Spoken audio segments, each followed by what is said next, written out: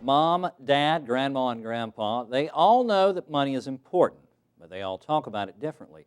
And some of them don't talk about it at all. Suzanna Bacca is the Vice President of Wealth Strategies at Ameriprise Financial Services Incorporated.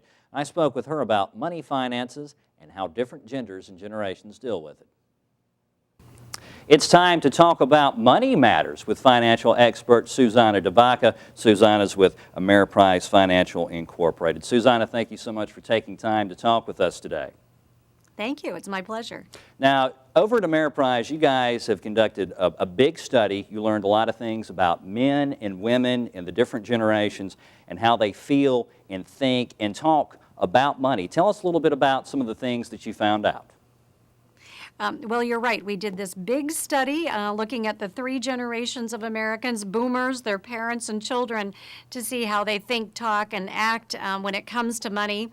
And there were three significant findings. One, and this is good news, Americans are actually talking about money more to their parents and children than they did 5 years ago. But they're not necessarily talking about the really important topics for their financial future, like health care or retirement. Secondly, we found that boomers are continuing to provide a significant amount of financial support both to their elderly parents and to their adult children, but they're not necessarily realizing that providing that financial support may actually be derailing their retirement savings. And thirdly, we found that men and women think and talk very differently when it comes to money. Let's talk a little bit about the differences that you guys discovered. Men and women, and you mentioned the boomers, they're supporting their parents, who I guess we would call them the silent generation, and they're supporting their adult children, which would be people my age, Generation X. Now, how does Dad differ from Mom whenever he talks about money, and how do they both differ on how they spend it? Well, Mom is much more likely to have open money conversations with both the parents and the children of any age, but Dad is a lot more likely to just open up his wallet and help you to make the purchases. There you go. So I guess it's good to be in good with Dad. Well, it's important that Mom and Dad actually talk to each other so that they can stay in good with each other. When couples aren't necessarily on the same page about their attitudes about money or their spending, it can create some relationship problems, but it can also create some issues for a long-term financial plan.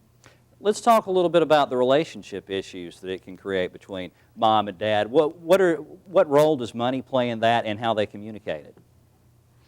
Well, what we've found in this and other studies is that oftentimes men and women have very different visions of what they're going to be doing in retirement. As this study indicated, they may have different attitudes about the kind of support they want to provide to parents or children. And if you're not being open about this, you're not agreeing on things, somebody is going behind someone's back, it can create a lot of tension in the relationship. Money can be a tough subject to bring up, but if you're derailing your financial plan or goals because you're not talking, that can be very, very difficult for any kind of relationship. Obviously, communication is key then, because no one wants to derail their financial future. What are some other things that people can do right now to help shore up their financial future and make sure they're set? Well, the first and the main learning from the study is that it's very important to talk about money in the relationship and across the generations. And a professional advisor can really be of a lot of help in helping you create a written financial plan in order to look at those short-term needs, how you want to provide support to your family members while still making sure that you're on track to meet your longer-term financial goals. So talk about the money, get a written financial plan, consult with advisors. Those are three important steps that you can take to get on track financially and to keep your relationship in good order today. Suzanna, is there a place where the folks at home can go if they're curious, if they've got questions, perhaps someplace online? Absolutely. For more information on the Money Across Generations study, you can go to Ameriprise.com. All right, super. Suzanna, thank you so much for chatting with us today. Thank you.